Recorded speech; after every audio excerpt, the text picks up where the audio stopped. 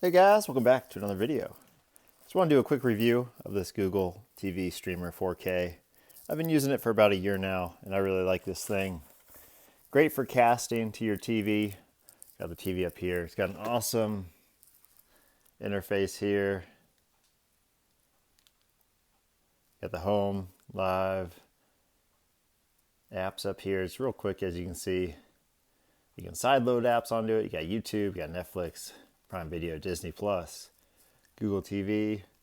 Get the downloader. That's how you can get all these side-loaded apps that aren't in the App Store.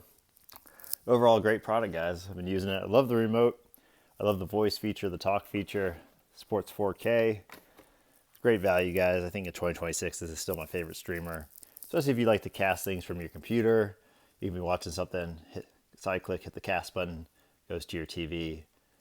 Love watching all the different apps, all the different shows on this thing. But I've really liked it, guys. I'll put a link down below where you guys can check one out. This is my favorite TV 4K streamer in 2026. Let me know if you guys have any questions or comments. I'll catch you all next time.